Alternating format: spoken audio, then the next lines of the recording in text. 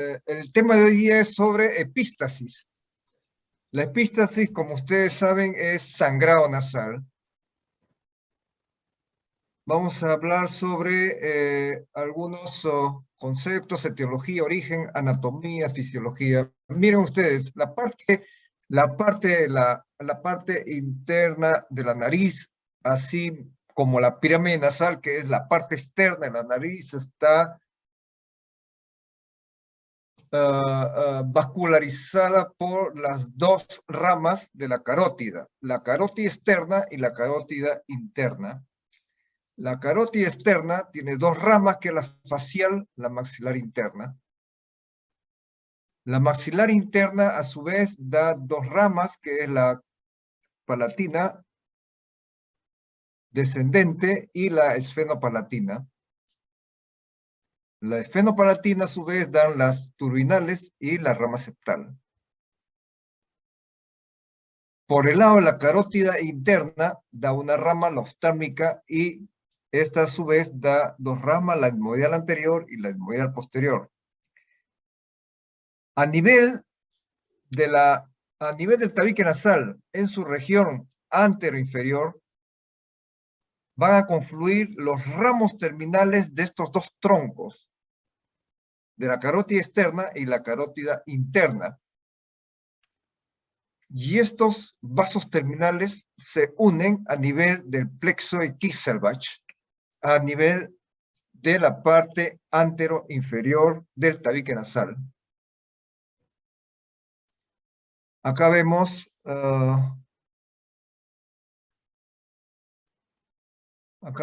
la parte interna de la fosa nasal. Acá en la fosa nasal, la parte interna, está el tabique nasal. El tabique nasal viene a ser la estructura que divide la fosa nasal derecha y la fosa nasal izquierda. Vean ustedes acá los ramos terminales de los dos troncos principales, de la carótida interna y carótida externa. Este plexo se denomina plexo de Kieselbach, situado en la región antero-inferior del tabique nasal. ¿Por qué es importante esta área? Esta área es importante porque casi el 90% o casi la mayor parte de los sangrados que están presentes en los niños son a este nivel. Y es un sangrado que es rápido de cohibir, es rápido de que pare el sangrado, siempre y cuando el paciente no tenga ningún tipo de alteraciones hemáticas. Esta es la región lateral de la fosa nasal. En la región lateral de la fosa nasal hay una área muy importante, que es la parte posterior. Esta área posterior hay una arteria bastante importante. Esta arteria se denomina esfenopalatina. La arteria esfenopalatina es una rama de la arteria maxilar interna, a su vez rama de la carótida externa. Esta zona, en la región posterior y lateral de la fosa nasal, es bastante importante porque casi la mayor parte de los sangrados en los pacientes adultos, en los pacientes de mayor edad, sangran a este nivel. Sangran porque ya las arterias, la arteria esfenopalatina ya está endurecida y está disminuido en su calibre ya por la edad, ¿no?, de los pacientes. Quiere decir que acá hay dos regiones muy importantes. La parte anterior, que produce mayor sangrado, casi la mayor parte de los sangrados son en los niños, y en la pared posterior, los sangrados generalmente son en los pacientes adultos y mayores. Y la mayor parte de la patología está situada en los pacientes que tienen hipertensión arterial o malformaciones vasculares. Acá se observa la parte anatómica, que viene a ser la parte lateral de la fosa nasal, lateral externa. Es la pared contraria al tabique nasal, en la parte interna. Acá se observan los cornetes inferior, cornete medio, cornete superior. El espacio que está situado por debajo del cornete inferior se denomina meato inferior. El espacio entre el cornete inferior y el cornete medio se denomina meato medio. El meato medio es una zona importante porque a este nivel del meato medio están situados los orificios de drenaje de los senos paranasales anteriores, las cuales son el seno frontal, las celdas etmoidales anteriores y el seno maxilar. Acá observamos las arterias etmoidales anteriores. Acá en este círculo se observa es el orificio esfenopalatino, donde está emergiendo la arteria esfenopalatina. Esta arteria esfenopalatina es una rama que parte de la maxilar interna, y esta maxilar interna a su vez es rama de la carótida externa. Esta es la parte interna de la fosa nasal, el tabique nasal. Acá vemos la parte del tabique óseo y acá falta el tabique cartilaginoso.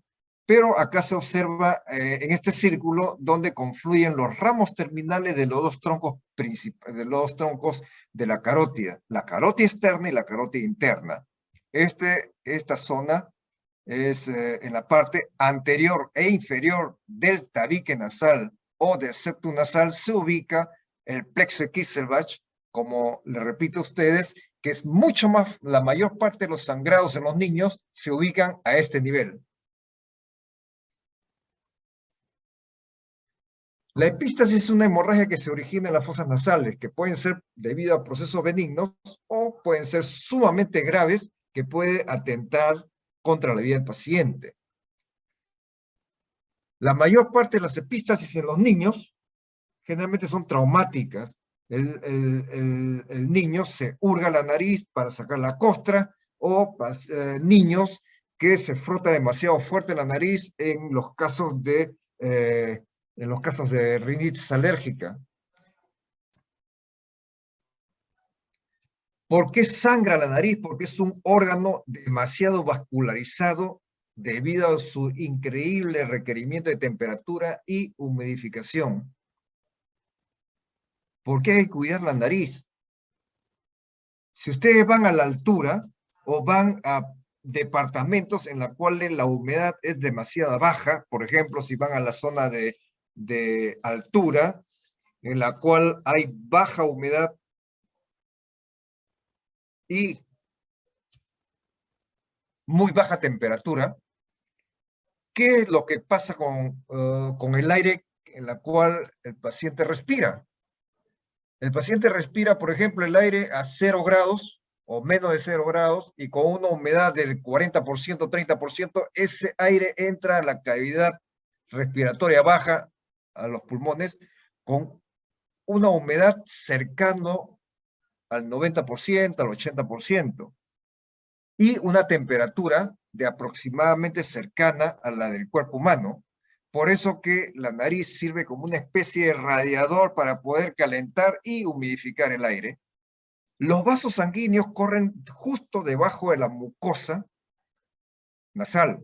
Es un epitelio que no es poliestratificado. Y además tiene abundante anastomosis de capilares arteriales y venosos. Y el flujo sanguíneo depende de los dos troncos de la carótida externa y de la carótida interna. ¿Cuáles son las causas de epístasis? Tenemos factores locales, tenemos factores vasculares, tenemos los factores infecciosos inflamatorios, como la gripe, enfermedades eruptivas, neumonía, tifoidea. Los traumatismos son comunes en las epístasis.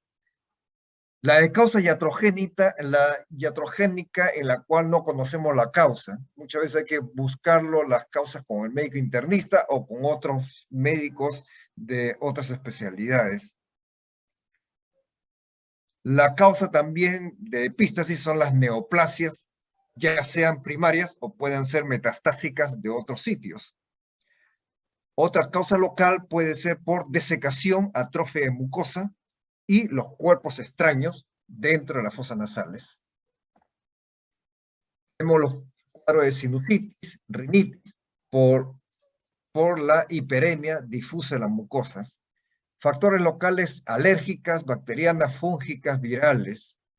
Los traumáticos en los pacientes, niños que se rascan la nariz, que viene a ser un 90%, sonarse la nariz demasiado fuerte, las fracturas nasales, las intubaciones nasales, las nasogástricas, nasotraqueales, los traumatismos a nivel de senos paranasales, órbita, oído medio, base de cráneo, los barotraumas. Las injurias de tipo iatrogénica, tenemos las cirugías endoscópicas de senos paranasales, las rinoplastías, las reconstrucciones nasales, las intervenciones sobre los cornetes nasales. Los cornetes nasales son estructuras bastante vascularizadas, en la cual los cornetes nasales tienen una importancia bastante grande dentro de las fosas nasales porque calientan el aire y además sirven para poder, influye bastante en el flujo del aire que ingresa por la nariz hacia la vía respiratoria baja.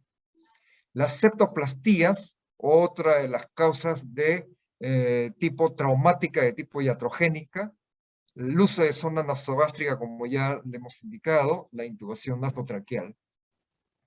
Las causas neoplásicas, tenemos el nasoangiofibroma juvenil. Es un tipo de neoplasia de tipo benigna. Bueno, es un tumor de tipo benigno. Tenemos los papilomas invertidos, en los cuales un 15% a medida que pasa el tiempo se puede convertir a un proceso de tipo maligno.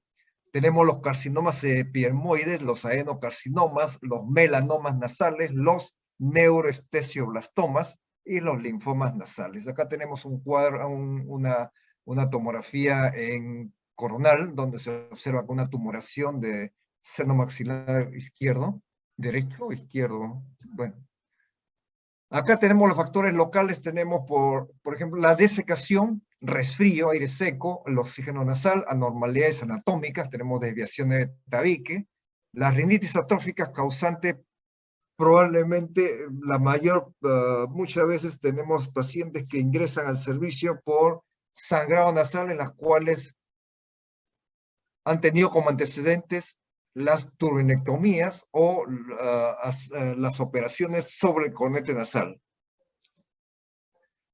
Otros casos de causa de epístasis tenemos los cuerpos extraños, parásitos intranasales, perforaciones septales, el uso de cocaína y los spray nasal. Actualmente se están usando los spray nasal de corticoides de tipo tópicos, ¿no? En los pacientes alérgicos.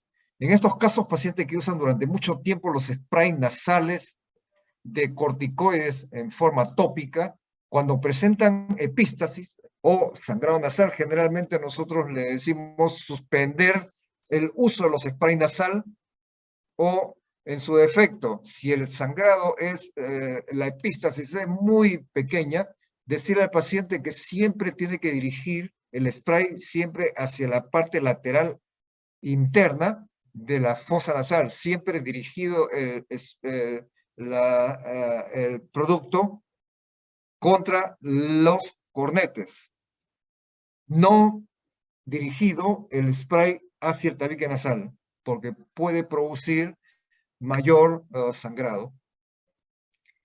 ¿Por qué la cocaína puede producir sangrado de nariz? Porque pueden producir perforaciones de tabique nasal. La cocaína es un producto que es vasoconstrictor y aparte tiene un efecto anestésico.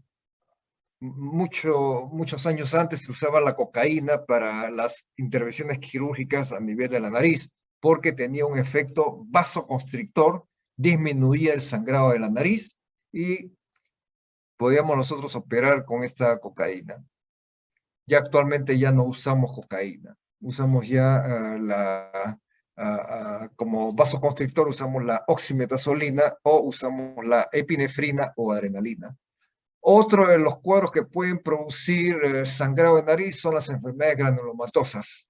Vamos a ver algunos ejemplos más adelante.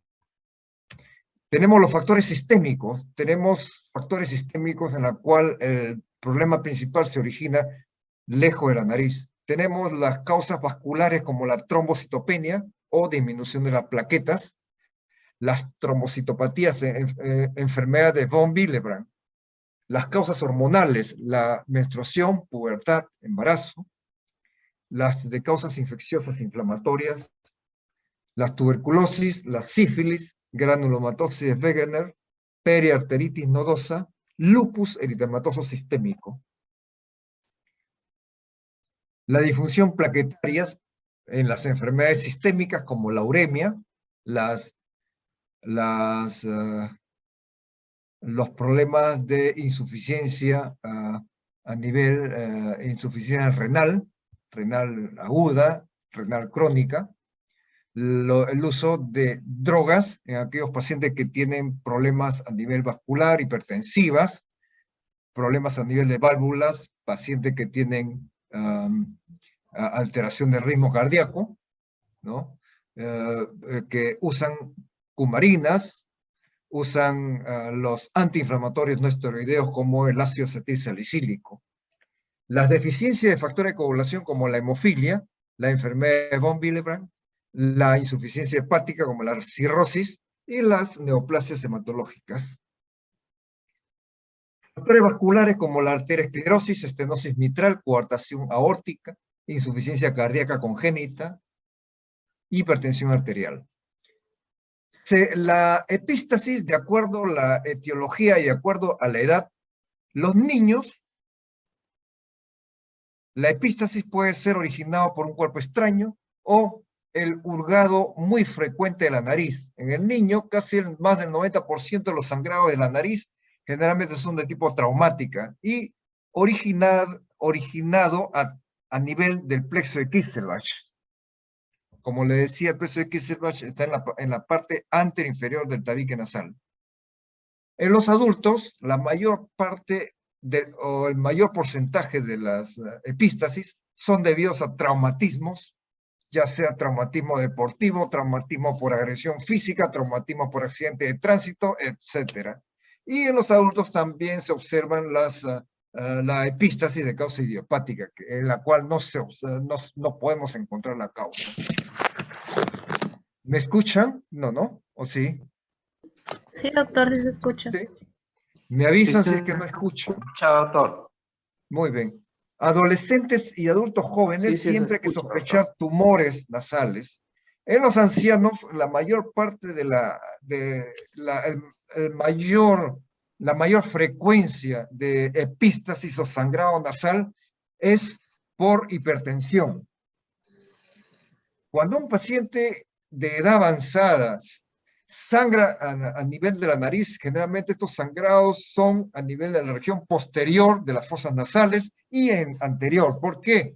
Porque en la parte posterior se rompe la arteria esfenopalatina.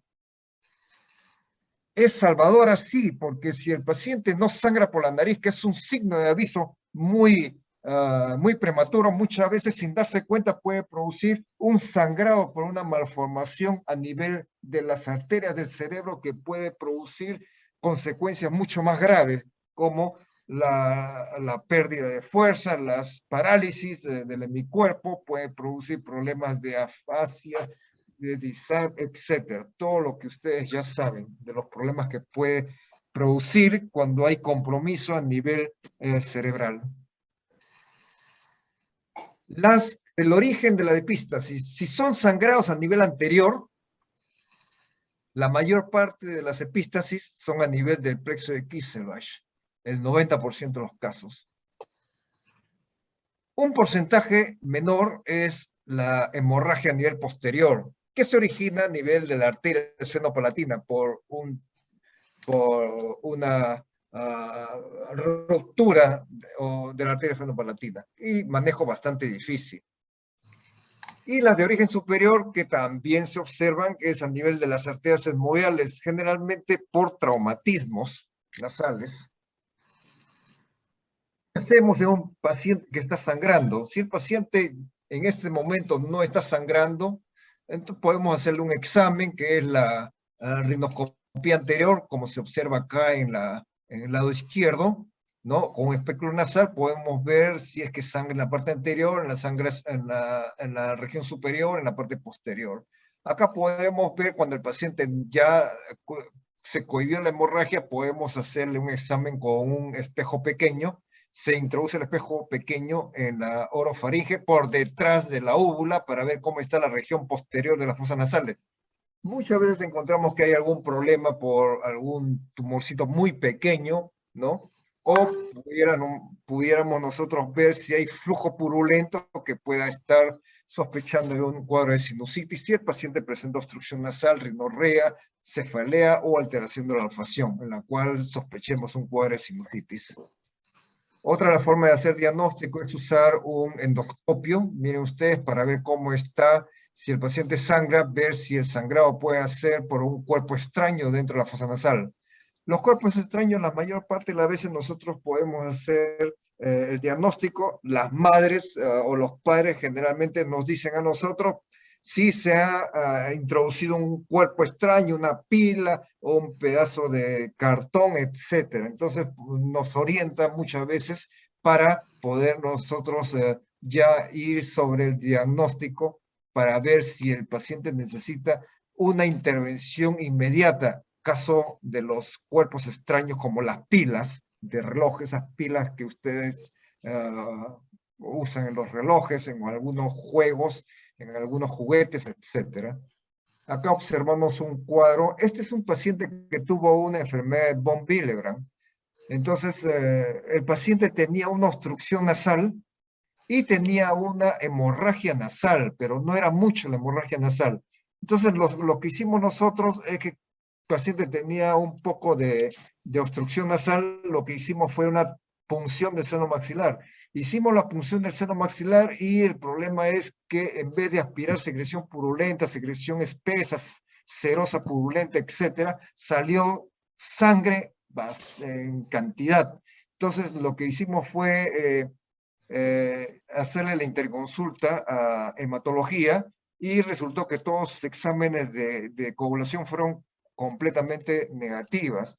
Lo que se le hizo entonces fue pedir un examen especial de antígenos von Willebrand al Seguro Social y resultó que este paciente no tenía antecedentes familiares, entonces tenía un cuadro de von Willebrand. Bueno, ya quedó a manos del servicio de hematología. Entonces, este es uno de los cuadros en el cual nosotros no sabíamos qué podría haber sido porque no tenía el paciente alteraciones hemáticas, el paciente refería que no tenía sangrado cuando se le extirpaba, cuando se le extraía un diente, no tenía ningún tipo de equimosis en forma espontánea, etcétera. O sea, no nos daba algún ¿cómo se podría decir? Signo en la cual nosotros teníamos que hacer algún tipo de exámenes especiales. Pero en buena hora resultó que tenía una enfermedad de von Willebrand. Vamos a ver si la hemorragia que tiene el paciente se origina en la región anterior, o sea, a nivel de la región superior, causada por un compromiso de la arteria hemorroidal, o puede ser en la parte del plexo de Kisselbach. ¿Cómo hacer la diferenciación con una hemorragia a nivel posterior de las fosas nasales en la cual el paciente tiene un compromiso de la arteria efenopalatina? Entonces, el límite para poder nosotros decir que es una hemorragia anterior es por delante del orificio del ostium del seno maxilar, que se encuentra aproximadamente a 1 centímetro por detrás de la cabeza del cornete medio. La mayor parte de las hemorragias que se originan en los jóvenes es mayormente, el 90% son muy poco, de muy poca gravedad, excepto si el paciente tiene un tumor de tipo angiomatoso, como es el nasoangiofibroma juvenil, que es el caso del día de hoy, del caso clínico.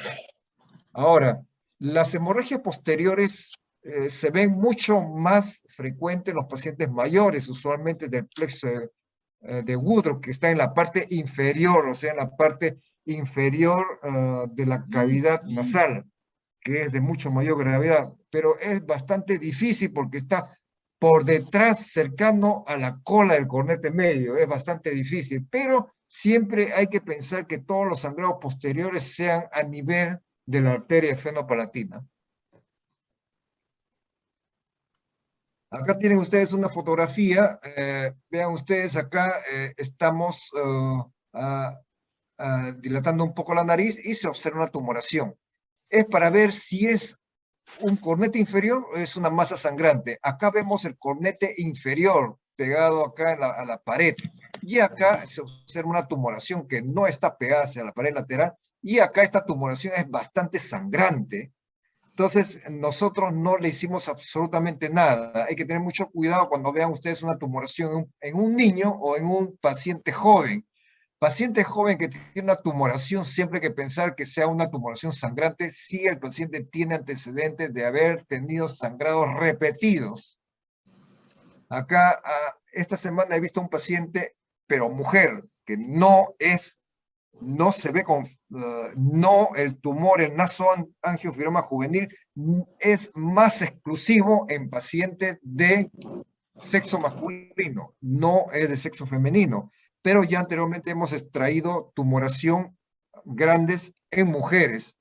También era un angioma bastante sangrante. Esta semana hemos hecho un diagnóstico, bueno, es un paciente que viene de provincia, familiar de un enfermero que trabaja en sala de operaciones. Entonces el paciente ha sido cauterizado muchas veces.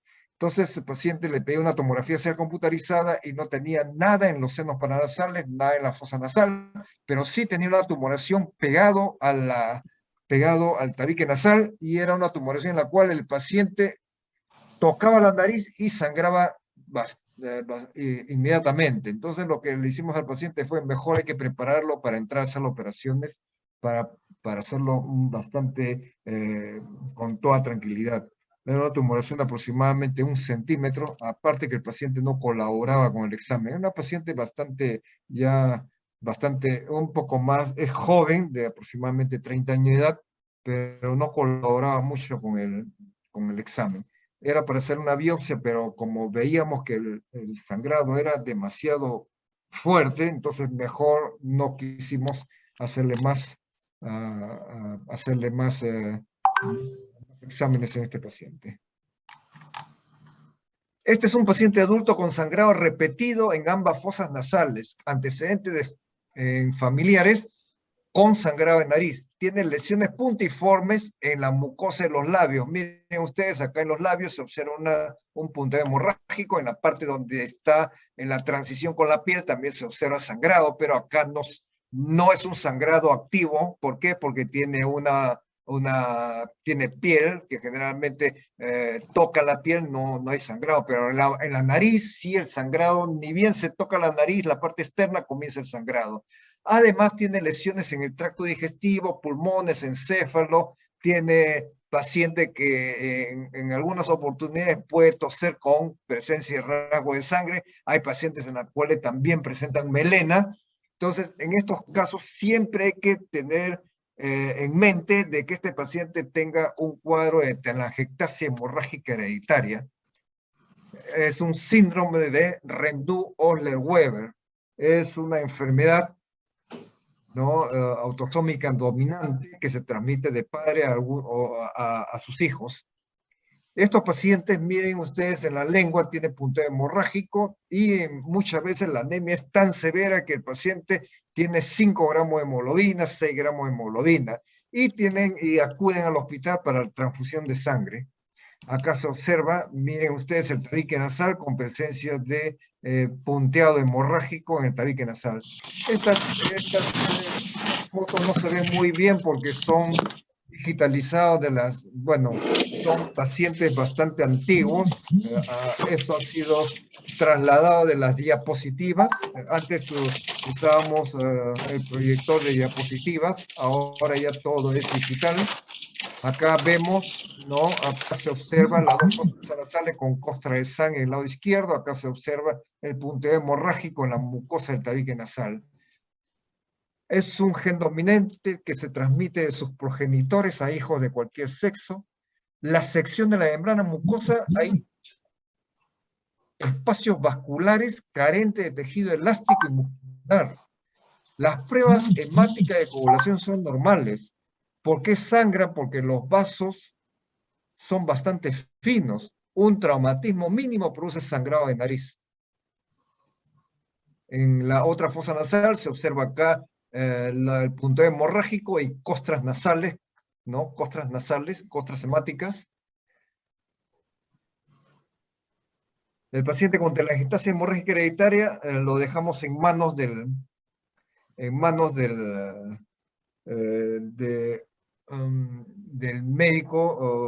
médico de hematología para realizar la transfusión de sangre, y a este paciente lo que le dijimos era tratar de rascar, curetear completamente la mucosa del tabique nasal y colocarle injertos libres de piel del abdomen. Pues el paciente no aceptó, el paciente quiso conservarse sin las intervenciones quirúrgicas. Pero aparte, a este paciente le dimos las interconsultas respectivas a neumología para ver si el paciente pudiera tener próximamente, en un futuro cercano, algún tipo de sangrado con la tos o un sangrado bastante severo que pueda comprometer la vía respiratoria baja. Aparte, le dimos también las interconsultas a gastroenterología para poder ver si el paciente, advertirle si es que en cualquier momento tuviera una hemorragia, acercarse al hospital para que pueda cohibir la hemorragia a nivel de esófago, estómago o a nivel de cualquier órgano duro como el hígado. Ahora también a urología, porque hay pacientes que presentan también sangrado en la orina. Otro de los casos, causas de trauma, los casos de epístasis, tenemos los traumatismos nasales. Miren ustedes acá la nariz en paciente que recibe un golpe bastante fuerte en la cual deprime completamente toda la pirámide nasal. Miren ustedes el hueso propio de la nariz y la apófisis ascendente del maxilar superior. Paciente tiene acá la forma de la nariz en silla montada. Acá esta paciente recibió también un traumatismo en la cual hay hundimiento de la apófisis ascendente del maxilar del lado izquierdo y también un hundimiento del hueso propio de la nariz y también una lateralización de la pirámide nasal hacia el lado contrario. Ven ustedes. Acá las fracturas nasales no son para el tratamiento inmediato. Acá lo que necesita es cohibir la hemorragia, ya sea realizando la sutura inmediata, y la otra es usar tener presente el abecedario, ¿no? Tiene que tener la vía aérea permeable, ¿no? Cuidar la vía aérea. La B es el sangrado, ¿no? La C es la parte cardiovascular, ya ustedes tienen que aplicar. Ahora, el paciente que tiene fractura nasal tiene que estar completamente autorizado por los otros servicios como neurología para poder realizarle la reducción o el tratamiento puede ser quirúrgico en aquellos pacientes que tienen una depresión bastante grave de la fosa nasal, o si el paciente tiene algún problema de comorbilidad en la cual necesite una asistencia de tipo anestésico. Este es otro cuadro, paciente viene a la consulta porque tiene costras nasales, epístasis, y viene de un servicio de medicina interna porque el paciente presenta también un cuadro de tuberculosis que está en tratamiento. Entonces, ¿qué ha pasado con este paciente? Aparte de que tenía un cuadro de tuberculosis pulmonar, tenía un cuadro de perforación de tabique nasal. Se le preguntó al paciente si es que consumía algún tipo de droga. El paciente contesta de que sí, es un consumidor crónico de cocaína. Por eso es que la cocaína inhalada, o sea, por aspiración, la cocaína produce una vasoconstricción severa de la mucosa de la nariz, produciendo un cese de la vascularización de esa zona del tabique nasal, en la cual el pericondrio, esta parte del tabique nasal, tenemos una parte cartilaginosa, que es la parte anterior, y una parte ósea en la parte posterior. ¿Qué pasa? Que en la parte del cartílago tiene un pericondrio. Pericondrio viene a ser la cubierta que alimenta el cartílago, que viene a ser pericondrio. Y sobre el pericondrio está la mucosa del tabique. La mucosa del tabique es bastante vascularizada. Entonces el pericondrio que cubre el tabique nasal, el tabique cartilaginoso, ya no recibe la vascularización porque el paciente está vasocontrayendo con el uso de la droga. Esa vasoconstricción produce disminución o cese del flujo sanguíneo en esa zona, produzca necrosis del tabique nasal, porque el tabique nasal depende de la vascularización de la mucosa y del pericondrio. Por eso es que se ha producido una perforación de tabique nasal. Otras causas también por uso de drogas puede ser el uso de la morfina, de heroína, etc. A ver, otras causas también es el uso de los descongestivos nasales en forma indiscriminada, que aparte de producir una rinitis de tipo medicamentosa, produce perforaciones de tabique nasal. Ejemplo de vasoconstrictores nasales. Los vasoconstrictores nasales tópicos deben usarse por poco tiempo en los cuadros de sinusitis, en los cuadros de rinitis alérgica, en los cuadros de obstrucción nasal. Ejemplos tenemos la oximetazolina, nombre comercial es el Afrin, nombre comercial también es el Rinatan D o Rinat.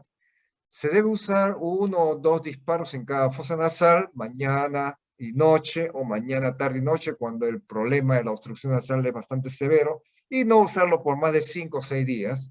Y decirle al paciente, si bien es cierto que los vasoconstrictores nasales tópicos le despejan bastante la nariz, hay que decirle al paciente que después de haber usado 6 días con ese vasoconstrictor, usar después las gotas de suero fisiológico, ¿no? Enseñarle al paciente. ¿Por qué? Porque puede producir la obstrucción nasal o rinitis, ¿no? De rebote, ¿no? Produciendo mayor requerimiento de gotas nasales. Ya el paciente no usa 2 veces ni 3 veces al día, lo usa cada 2 horas, cada 3 horas, produciendo más vasoconstricción nasal, produciendo después perforación de tabique nasal. Hay personas que usan los vasoconstrictores tópicos durante muchos meses, muchos años. Por eso hay que tener mucho cuidado y decirle al paciente que los vasoconstrictores deben usarse por muy poco tiempo. Al igual que los vasoconstrictores orales, hay que usarlo por 3 días o menos, porque los vasoconstrictores nasales por vía oral pueden producir una serie de efectos, puede producir aumento de la presión arterial, puede producir problemas de alteración del ritmo cardíaco, puede producir insomnio, puede producir irritabilidad en el paciente, etc. Otras causas de perforaciones de tabique tenemos las neoplasias malignas, los granulomas de la línea media, tenemos la de causas inflamatorias como la sarcoidosis, enfermedad de Crohn, artritis reumatoidea, enfermedad de Wegener, lupus eritematoso, policondritis reactivantes y otras más. Tenemos acá otra perforación de tabique nasal de causa, no sabemos la causa. ¿Qué pasó con esta paciente? No sabemos. No refería a causa. Entonces, esta paciente mujer, lo que le hicimos fue miren ustedes acá la perforación, lo que le hicimos fue una biopsia para ver si esto no era una neoplasia. Si ustedes ven acá la nariz, en la parte del tabique nasal, una perforación de tabique. Vean ustedes, acá introducimos un hisopito casero, o un bajalengüita que le hemos cortado, le pusimos un pedazo de algodón, miren, y se introduce por la perforación, por la fosa nasal derecha, y vean ustedes en la fosa nasal izquierda aparece. Pero ¿qué pasa? Acá llama la atención una cosa, que esta parte de la fosa nasal, la parte de la columela, se observa de otra coloración. Aparentemente parece que es una neoplasia. Le sacamos una biopsia y esperamos los resultados. Siempre hay que descartar que sea de origen neoplásicos. Ya hemos visto las perforaciones de tabique nasal de causas neoplásicas. Tenemos el primario neoplásico a nivel de tabique nasal. Este paciente era el caso de hoy, del caso clínico. El paciente tenía una tumoración bastante grande que obstruía las 2 fosas nasales, tenía episodios de epístasis cada cierto tiempo. Era tan grande que este tumor, este nasoangiofibroma juvenil, invadía la base del cráneo. Entonces lo que se hizo al paciente era enviar al hospital neoplásicas para que reciba radiación, y después de la radiación, miren ustedes, tiene una perforación de tabique nasal. y esta perforación de tabique nasal cada cierto tiempo sangra por la fosa nasal. Este es otro paciente que es un nasoangiosperma juvenil, en la cual ya vino con una tumoración bastante grande. Vean ustedes acá, es una tumoración que nace en la parte posterior y lateral de la fosa nasal, alrededor de la fosa esfenopalatina, a nivel del orificio cercano a la arteria esfenopalatina. Acá vemos casos de traumáticos. Paciente sangra y lo que le hicimos acá fue colocarle 2, 3 puntitos en el dorso de la nariz porque esta nariz estaba sostenida por unos milímetros de piel. Acá lo que le hicimos fue limpiar, lavar y colocarle sutura no tan ajustada para que permita el paso, ¿no?, de sangre en esas estructuras. Traumatismo nasal. Paciente que tiene un cuerpo extraño, vean ustedes acá el cuerpo extraño, es un rinolito o rinolitiasis, también lo sacamos. Vean ustedes, previa anestesia con spray, le colocamos la infiltración con lidocaína al 2%, ¿no? Vean ustedes, salió una dentro de este rinolito. Rinolito viene a ser un cuerpo extraño en la cual a medida que pasa el tiempo se precipita los minerales presentes en el moco de la nariz y forma una cubierta, va depositándose sobre el cuerpo extraño. Adentro puede haber un arrocito pequeño, una lenteja, un frijol pequeño y el resto es un tejido es una superficie bastante dura. Cuando se le deja caer al piso suena como si fuera una piedra. Esto se llama rinolitiasis o un rinolito. Este es el tumor, la epístasis. Vean ustedes, un paciente que sangraba por la nariz, tenía sangrado por la boca, tenía una neoplasia a nivel del paladar, ¿no? Es una neoplasia que se originó a nivel de la fosa nasal. Paciente, cuando vemos estos casos, le sacamos una pequeña muestra en el tejido aparentemente no necrótico y después con el resultado lo mandamos a neoplásicas o mandamos al oncólogo del hospital para que ellos vean si aplicar primero quimioterapia y después terminarlo con radioterapia.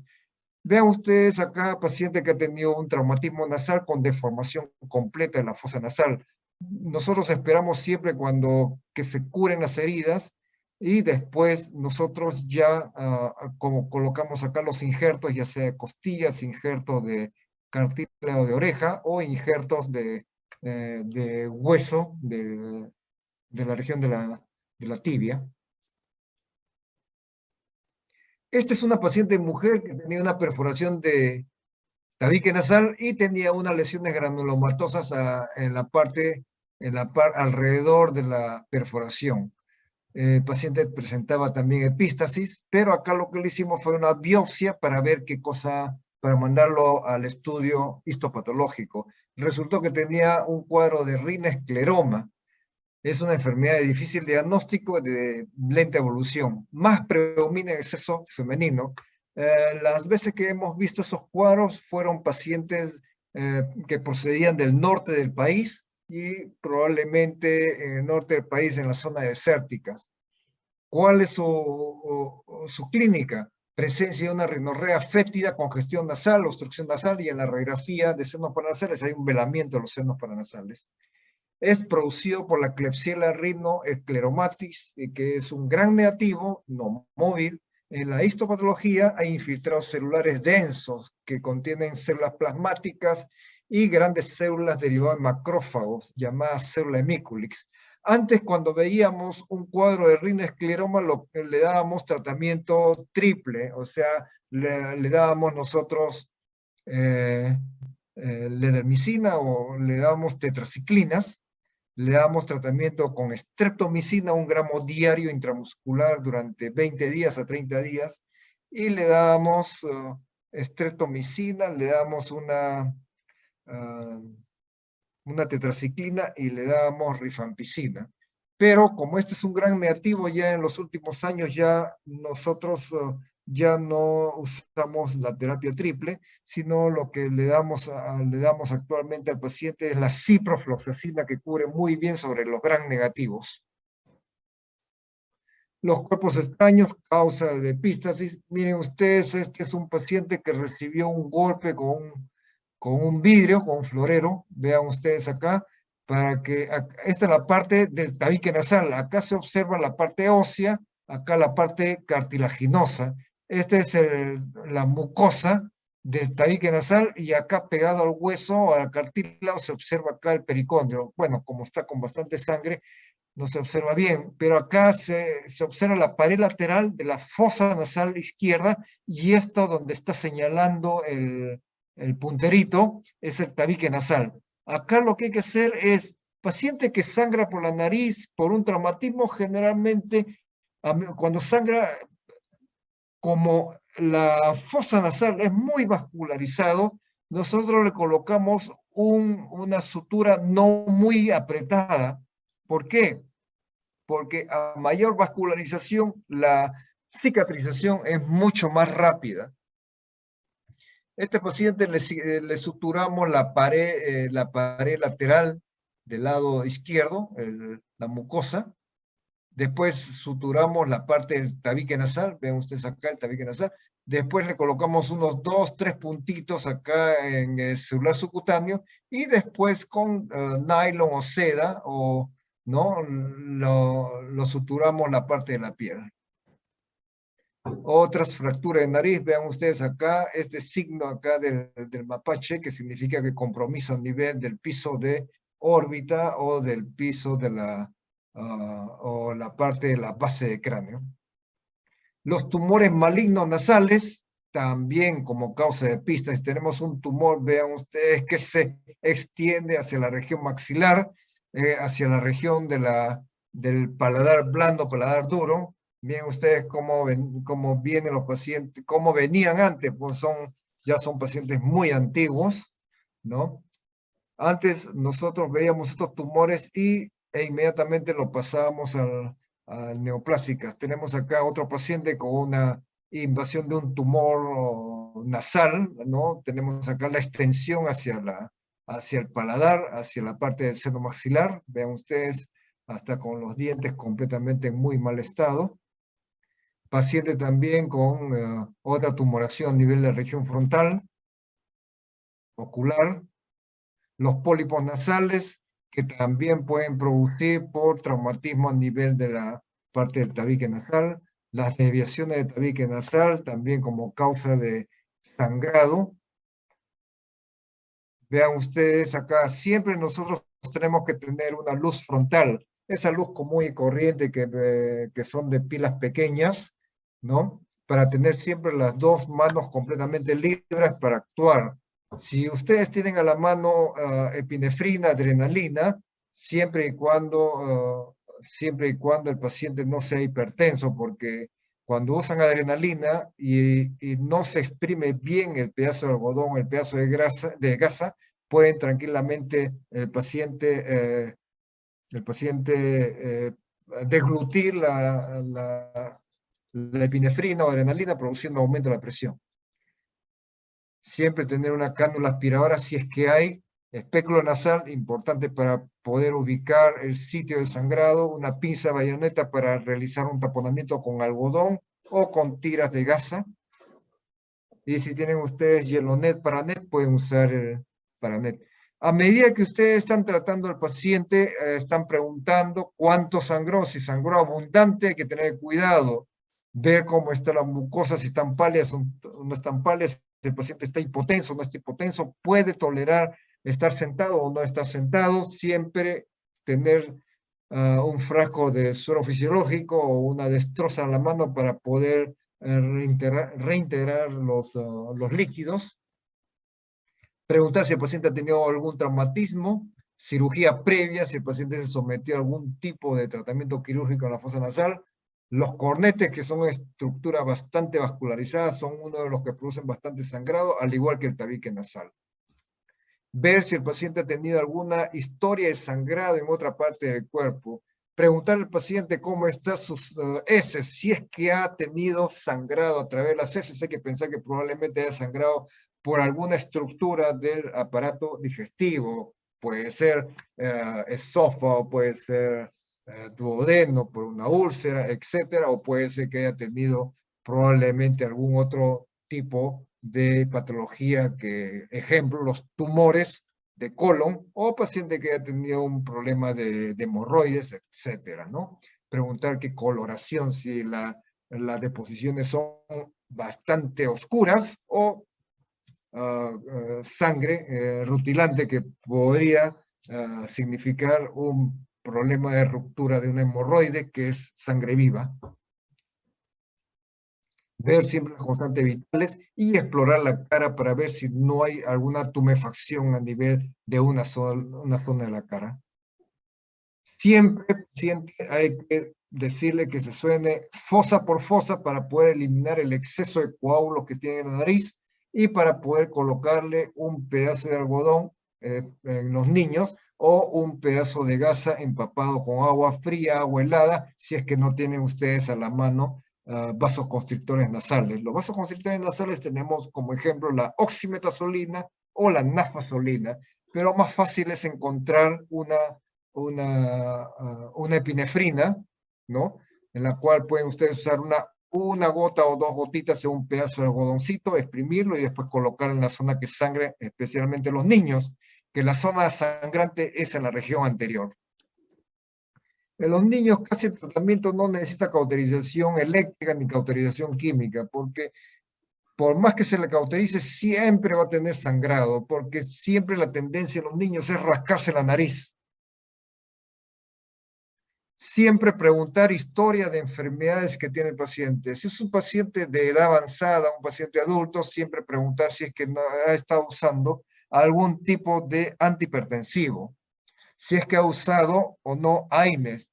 En los pacientes con enfermedad crónica como hipertensión, enfermedades del corazón, siempre están usando pequeñas cantidades de ácido acetilsalicílico, ejemplo, 80 miligramos, 100 miligramos de ácido acetilsalicílico. A veces hay pacientes que, aparte de usar la aspirina, usan el clopidogrel, o pacientes que han tenido algún tipo de evento cardiovascular, paciente está recibiendo cumarínicos o está usando algún otro tipo de vasodilatadores. Signos vitales: ver si hay necesidad de una vía endovenosa, siempre realizar una rinoscopía anterior. Si no tienen ustedes el aparato para examinar, lo que tienen que hacer es usar su pulgar y empujar la punta de la nariz hacia la parte, hacia la parte superior, para poder ver la fosa nasal y ver si es que hay o no algún cuerpo extraño, si es que el familiar del niño no le haya relatado. Y la otra, en los niños cuando sangran, decir al niño que sople una y que sople la otra fosa por separado, y después decirle a la madre o el padre apretar la fosa nasal, ¿no? En forma constante, no duro, sino apretarlo para que la compresión digital pueda disminuir el sangrado de la nariz y dejar que el mismo proceso de la cascada de coagulación, el niño deje de sangrar. Los tratamientos no quirúrgicos es paciente que viene de viaje o paciente que procede de una zona de altura y que no tiene mucha humedad en el sitio de procedencia, tienen costras nasales. Entonces, decir al paciente trate de humidificar su nariz, ya sea usando una ollita con líquido, y tratar de que el ambiente esté un poco más húmeda para que pueda respirar, y también usar algún líquido como el suero fisiológico, 1 o 2 gotas en cada fosa nasal, para que pueda evitar la acumulación de costras dentro de la fosa nasal. Hay que descontinuar los agentes nocivos que están usando el paciente o el que está sangrando. Por ejemplo, los pacientes jóvenes o los pacientes adultos que usan o están están con los hábitos nocivos como el aspirado de cocaína, heroína, morfina, etcétera, o están aspirando su, ¿cómo se llama ese producto anestésico que usan, que ahora ya no hay, ¿cómo se llama ese? Es un anestésico que se usa, es de uso rápido, y lo están convirtiendo el líquido en polvillo. Ya no me acuerdo en este momento. Entonces están apareciendo otras sustancias químicas derivadas de los anestésicos, ¿no? Para drogarse. Entonces hay que usar los sprays de suero salino. Hay que decirle al paciente, a los padres o al familiar que evite estar usando los dedos para rascarse o para secarse el moco o la rinorrea que presenta el paciente. Decir al paciente que cuando estornude tenga la boca abierta para que la explosión del estornudo salga al exterior y no la explosión esté dentro produciendo mayor sangrado. Y la posición que tiene que estar el paciente siempre en decúbito, no en decúbito, sino en posición semisentada. Ya estos son procedimientos un poco más difíciles. Cuando un paciente no cede el tratamiento o es un paciente adulto en la cual ustedes cuando examinan la boca ven que sale a borbotones en forma a borbotones y a través que viene ese sangrado de la parte posterior de las fosas nasales en forma de latidos, entonces ya se supone que probablemente sea por la arteria esfenopalatina. Entonces lo que nosotros hacemos es un taponamiento nasal posterior. Vean ustedes, tenemos ya el tapón amarrado con 3 hilos. Bueno, acá está amarrado con 4 hilos. Bueno, estas son fotos bastante antiguas de los libros de texto. Este es un texto de hace aproximadamente 50 años atrás. Es de texto bastante viejo. Amarran un rollo de gasa estéril, enrollado del tamaño de un pulgar, un poquito más grande que un pulgar de una persona adulta. Se amarra con 3 hilos, de las cuales 2 de los hilos, ¿no? Se amarra al extremo distal de una sonda. Esta sonda previamente la hemos colocado por la fosa nasal y lo hemos sacado con una pinza. Acá ven ustedes, se amarra 2 hilos en la pinza y después se retira, se amarra en la sonda, se retira y los hilos salen por la fosa nasal derecha y empujamos este tapón por detrás de la úvula hasta colocar la pared lateral donde nosotros suponemos que se encuentra el orificio donde emerge la arteria esfenopalatina. Vean ustedes, este tapón va en la parte posterior de la fosa nasal. Con esa maniobra digital introducimos el tapón pegado hacia la parte de la pared, entre la pared y el tabique nasal.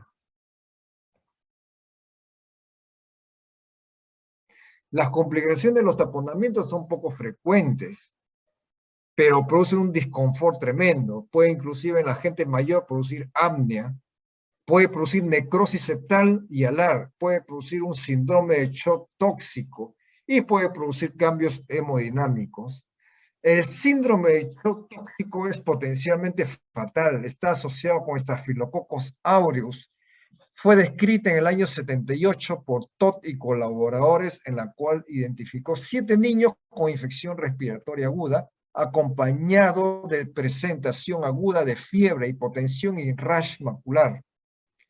En el año 80 se asoció con el uso de tampones vaginales y los dispositivos vaginales para contracepción, o sea, los DIU, la colocación de tapones nasales, las infecciones de heridas posoperatorias y otras causas como sinusitis, quemaduras infectadas, infecciones respiratorias e infecciones de piel. ¿Qué sintomatología tiene? Presencia súbita de fiebre mayor a 38.9 grados, paciente presenta escalofríos, vómitos, diarreas, erupción cutánea, sequedad y descamación de la piel, hay hipotensión arterial y hay insuficiencia multiorgánica llegando a la muerte. Un paciente con un tapón anterior y posterior que van a tener durante 5, 6, 7, 8 días, siempre tienen que tener cobertura antibiótica para evitar que el paciente desarrolle un síndrome de shock tóxico. Esto fue, en la literatura se ha descrito pacientes mujeres que usaban los tampones vaginales, presentaron el síndrome de shock tóxico. Aparte que hubo pacientes también, hemos visto nosotros un paciente que tenía un tapón que después de muchos días, pacientes se lo pusieron en provincias, el paciente se perdió, ya no fue a su médico, regresó acá al hospital teniendo fiebre, malestar. Lo que tuvimos que hacer fue darle cobertura antibiótica endovenosa con cefalosporinas. Entonces hay que tener mucho cuidado, tener un tapón de gasa en la nariz, siempre hay que ser bien, hay que estar bien controlado al paciente para evitar la septicemia o el desarrollo también de este síndrome de shock tóxico. Paciente que no podemos cohibir la hemorragia después de varios intentos de taponamiento, ¿no? El paciente podría ser embolizado. Nosotros acá en Lima, en el hospital, no hemos tenido esa oportunidad de mandar a embolizar a pacientes, excepto en aquellos pacientes en la cual tenían una tumoración bastante grande, como el caso de hoy, el nasoangiofibroma juvenil, que, que fue sometida a embolización previa intervención quirúrgica de extirpación de este nasoangiofibroma. Miren ustedes, acá se observa en la parte anterior tabique nasal una pequeña dilatación. Acá lo que podemos hacer cuando está estas pequeñas varices, podemos usar el nitrato de plata. El nitrato de plata lo venden en la farmacia como una especie de lapicito pequeño, más o menos viene un estuche, y ese nitrato hay que manipularlo con todo cuidado, hay que manipularlo con un par de guantes para evitar que se manchen la ropa, porque una vez manchada la ropa ya no sale, lo dejan completamente negro. Anteriormente se usaba el nitrato de plata líquido para colocar los nombres en los mandiles blancos y salen como una escritura de color negro. Entonces, ¿qué hacemos? Le podemos colocar un pedacito, una escamita muy pequeña de nitrato de plata sobre esta zona cuando el paciente dejó de sangrar. No se aplica el nitrato cuando está paciente con el sangrado activo.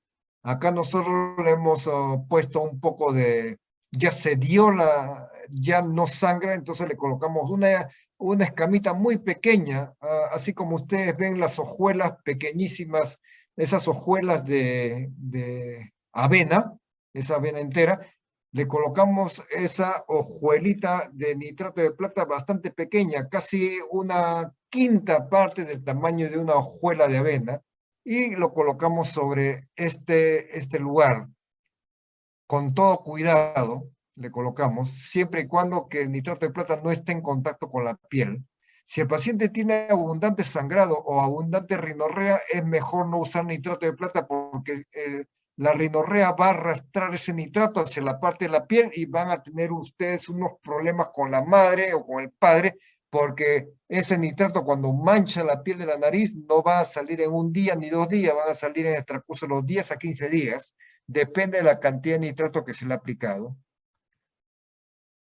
Por eso, cuando se aplica el nitrato en forma de escamitas, como viene en un lapicito, lo que tienen ustedes que hacer es agarrar el nitrato y tratar de colocarle en una platina o un papel aluminio o una bolsita de plástico gruesa, y tratar de golpearlo hasta que salga una fracción muy pequeña de nitrato para colocarle en esa zona. Bueno, esta es una revisión del caso parecido al día de hoy, pero este paciente ya tenía una extensión sobre el seno maxilar. Este es un nasoangiofibroma juvenil.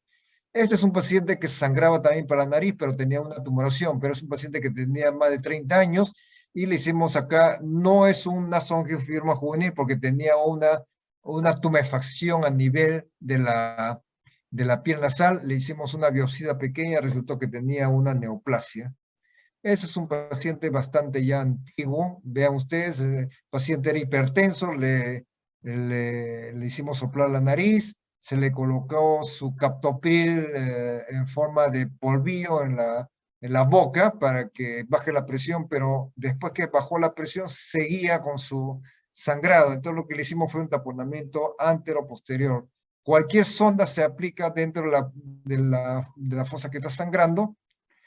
Puede ser una sonda de Foley, una sonda de Nelaton, puede ser cualquier sonda en la cual nosotros introducimos por la fosa nasal, por el piso de la fosa nasal, y lo sacamos con una pinza por la boca. El extremo sale por la boca, lo sacamos con una pinza, acá tenemos una pinza larga, amarramos ese extremo que sale por la boca a unos 2 hilos, de los 3 hilos que lo tiene bien amarrado en este tapón.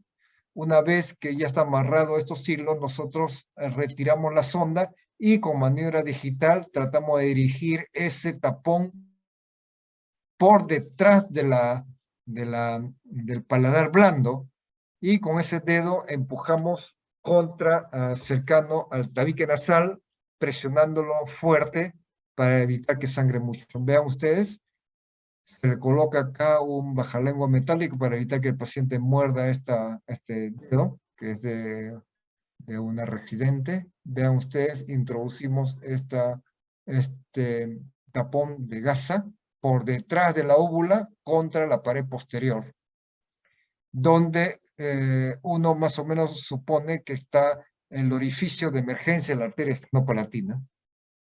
Después concluimos el taponamiento con un tapón anterior y amarramos el tapón anterior con estos 2 hilos.